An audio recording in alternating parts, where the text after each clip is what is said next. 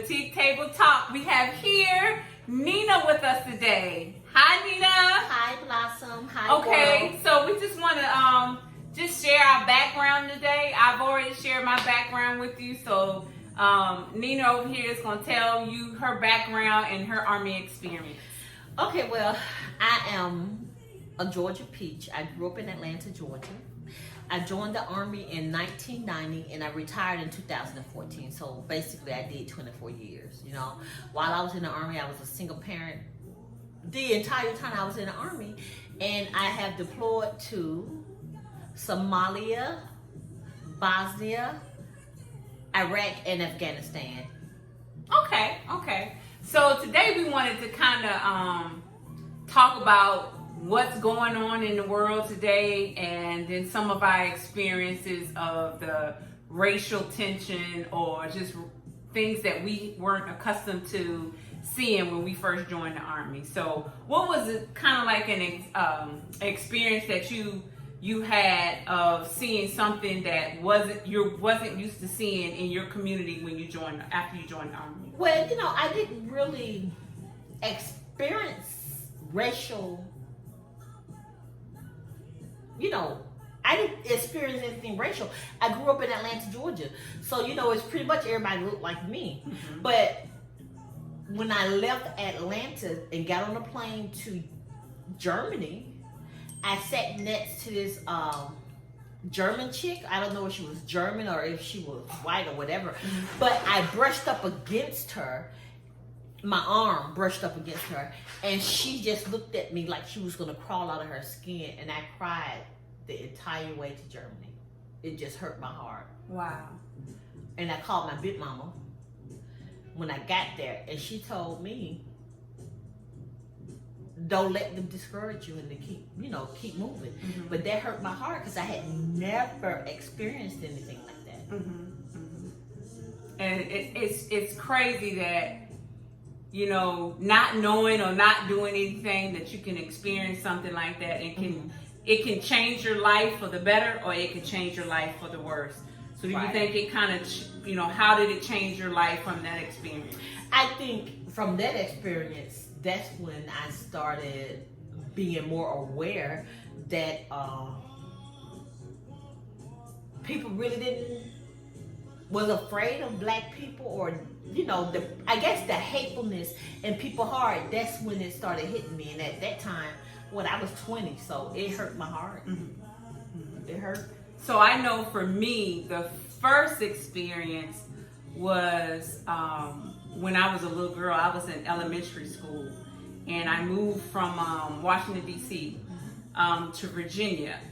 And I remember being in school and playing out in the playground.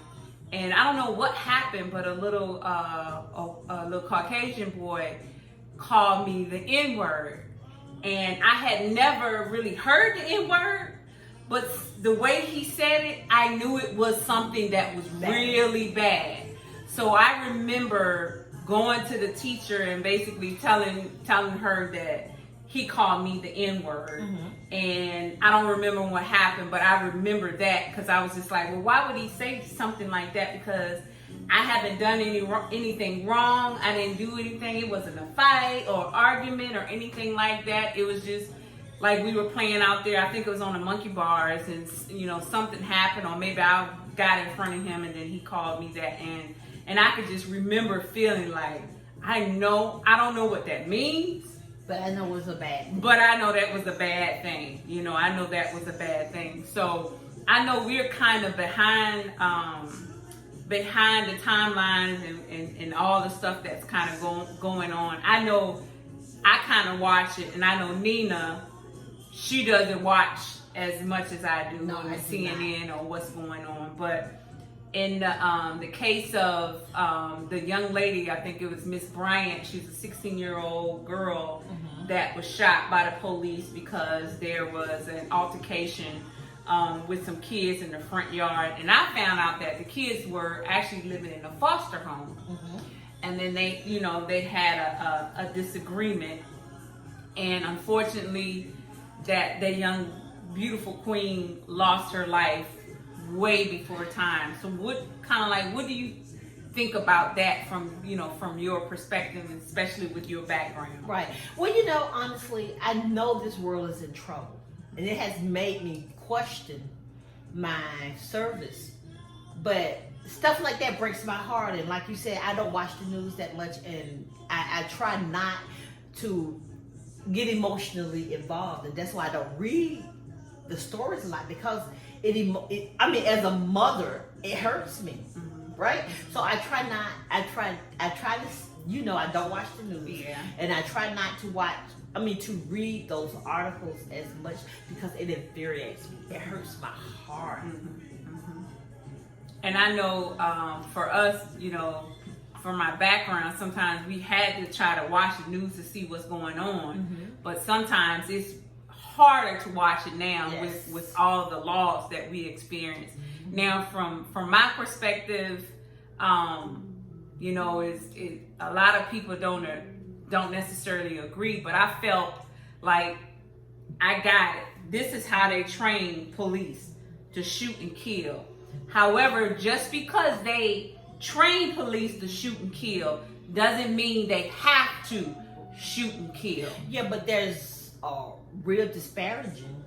The numbers are disparaging between how often police officers shoot non-people of color versus when they shoot a person of color, and it is just so disheartening. It's so disheartening. People like, well, why don't you leave America? I'm never leaving America. No. I gave this country 24 years of my life. I am never leaving.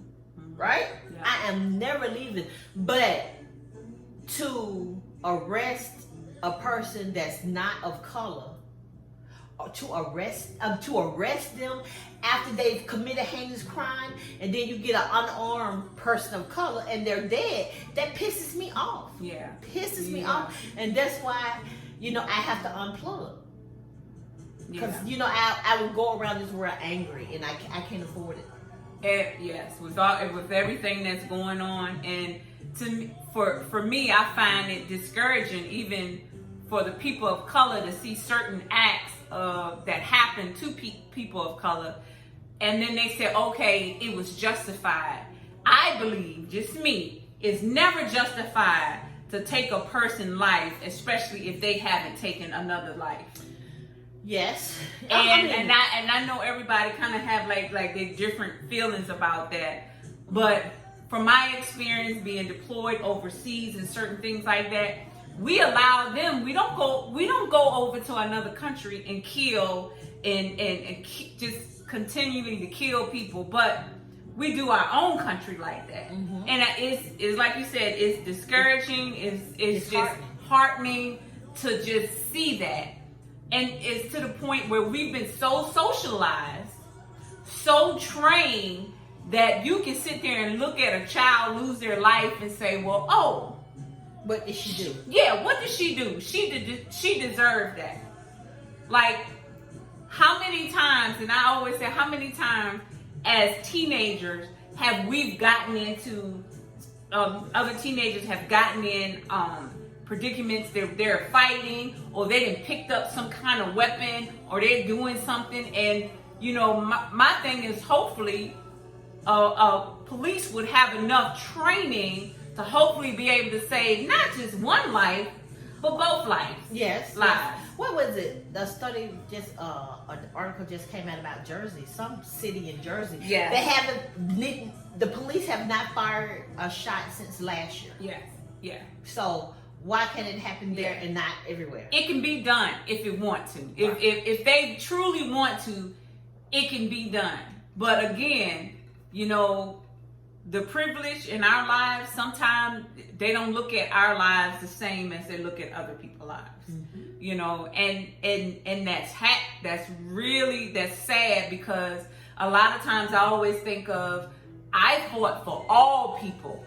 Just not for black folks. Not for just black folks or people of color, all people. Yes. Not just Democrats or not just Republicans or independents, all people. but all people. Not just Christians, not just Muslims, but all people, Yes. not just poor people, not just white people, poor people or rich people, but all people, not just Yes. female or male, not just adult or children, or all people. So when you see that and you sacrifice, like you said, 22, 24, whatever amount of years, it could be 2 or 3 or 4 years, but if you sacrifice that and then you see that, it pisses you off. it really does, you know. And someone asked me, do I regret my service? And honestly, my life is so wonderful. I don't regret one day of my service. However, it hurts my heart to see America going in this way.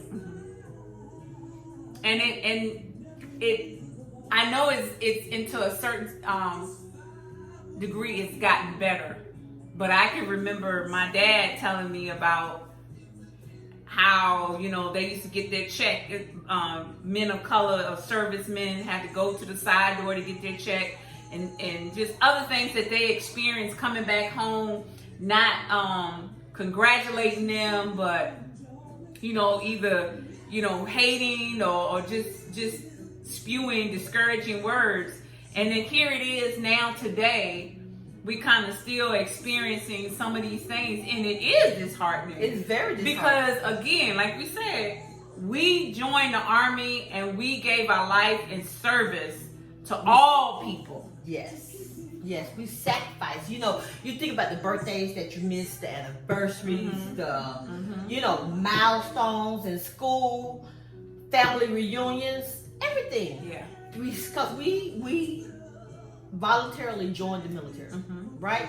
And the stuff that I missed, and now with my feet hurting, my knee hurting, my hip hurting, and I'm like, did I waste my time serving this country? And it hurts my heart. But again, after all of that, I still don't regret my service. Yeah. I just think it is disheartening. It's just disheartening. And I will say, in terms of my service in the Army, my first experience of coming from DC area. I was born in DC, so when my first duty station was Fort Lewis, Washington. I remember being there, and I saw an African American male, older male, and an Asian woman, husband and wife, and I remember seeing that, and I was just like, wow, I had never seen that before, and thinking about that, it wasn't any hate or any ill will feeling or anything. It was just different. And I can say that's from all our duty stations, especially when you go overseas. It's just different. It's different. And it's okay to be different. Yes. That doesn't make you better or worse. No. It's just different. Yeah, I think my first duty station was Darmstadt, Germany. And that was the first time that I had encountered an interracial relationship, and I was like, okay, right? Yeah. But I don't know if I felt any way, good or negative about it. Right? It was But just different. It was just Yes. something that you didn't see in your environment and what you grew up with. Right. And sometimes I wish people would just realize that, okay, it's different. And then I think a lot of times what they show in social media, what they show on TV, doesn't always depict the actual reality of what is going on in other countries or the different types of people. But I think America has gotten so wrapped up into reality TV, and it's really BS because it's not reality, right? It's their reality. It's their. I don't even know if it's their reality, right? They're just selling their souls for a paycheck, but that's me. Right? So I think it's just twisted. It's twisted. That a lot of times you have to kind of try to stay focused, because so much stuff is being dumped into the society today. So you really have to just kind of stay focused and don't get caught up in everybody have to pick a side, what they feel is wrong, what they feel is right. You know what? The bottom line is, we all know that everybody is not going to agree with everything. One, who wants someone to agree with everything that they're saying, right? And two, You know, what you think of me or about me is really none of my business. That's yours. That's you. That's And you something can't else. hold me Yeah. to the standard that you have in your head. Yes. Yes. Or your ideologies or whatever. You can hold me hostage to it because that's you, not me. And it's just, you know, and I think one thing about the Army, it helped us to be able to communicate and have relationships with people that's completely different from us. Yes, because I mean that's the one thing that's so wonderful about the military. Because regardless of your race, your creed, your nationality, your religion, your gender, you have to deal with everyone. You don't. I don't like Blossom because she's black. I don't want to deal with her. That's not the military reality. No, it's not. Because I realized that we all had to come together for a mission. Right. You don't have to like each other, but No. you have to get this mission done. Yeah. You have to complete the mission. You don't have, and I mean, you don't have to like me, and I don't give a crap about you liking me. Anyway, we're here to accomplish this mission. Once we accomplish that mission, Then we go on our separate ways. Yeah. So I really think that helped me and you mature because you learn how to interact with all types of everyone. People that don't speak your language, people that do but have a different different religious background, Right. or just whole different beliefs. And the amazing thing about it is that when we came together on our personal time, we could always have a good time because Yeah. we all respected each other. Yeah. So, you know, sometimes I wish that, you know, other people would realize, like, okay, Yeah. God, I don't have to agree with you. You don't have to agree with me. Just but respect I do my decision. Respect my decision, respect my thought process on certain things, and I'll do the same for you. And then that's it. So it's like, freak, it's not rocket science. It's just not. It's not. respect the people that you know, just respect individuals. You know, again, as I said, everybody breathe the same air. If you cut me, we both gonna bleed. It might not be the same type of blood, but it's gonna be red. It's gonna be red. Right, so it is what it is. Yes. So, but what do you think some of the things that what you can say, one thing that you can kind of take away with what's going on today and how you kind of can overcome being angry all the time with what your military experience and then, you know, your personal experience related to today? You know, but I just think about, you know, I used to be so angry, but, you know, being in therapy with, you know, mental health, that's another issue. That I'm not angry anymore, but my Uncle Ray told me that you could choose. Your world is your world, right? And you have the choice to be happy or not happy. No one can make you happy, right? It's your choice to be happy or not happy, and you have to make the decision to be happy. If not, I mean, being angry and mad all the time, that takes too much energy. And I think for me, I'm learning to understand that we all have been socialized in different environments, and it always impacts how we are today so much that sometimes I think we don't realize it. So I understand we don't all have the same background Or values. or values. Or Yes, morals. yes. Right. And it's just like, wow, you know. So I'm trying to learn how not to judge folks based on their background, their values. Yes. I don't always do it, but I'm trying to work on that because it's exhausting to listen to people and you hear them and they spew hate and they spew lies, and it's just like, really, and all you thinking in your mind is that I just want everybody to be treated equal. Yes. And you know, I watched this video of this young lady. I think she was here in Atlanta, and it was like, they better be glad that what black folks want is equality and not revenge. Yeah. Right? Because I don't think anyone can ever repay the hurt and the trauma that we experienced, but we can't, you know, linger on it. We got to move, keep it moving, keep it moving. But sometimes you just get tired of turning the other cheek, and that's what I realized, that although I have some values from Dr. King, I also have values from Malcolm X, Yes. and whichever one you get depends on how you come at me. Yeah, yeah, Right? yeah. So, And then, one of the other topics I think we were going to touch on women, black women, because black women this year, last year, showed up and showed out. Yes. And that's something that I thank God that I am, because we have accomplished so much. Yes. On our own, but also With each together. other. Yeah, and I hate the narrative that black women can't get along. 'Cause I have some wonderful black women in my life. I have wonderful black women in my life. But I guess it depends on you and how you treat people, how you treat yourself, right? Because the leaders as females and the friendship, the kinship that I have with black females in my circle is absolutely amazing. But I personally can see a black woman say, "Hey, how you doing? What's up, beautiful?" or something, because we have enough BS coming from society for us to shoot the BS to each other. Yeah.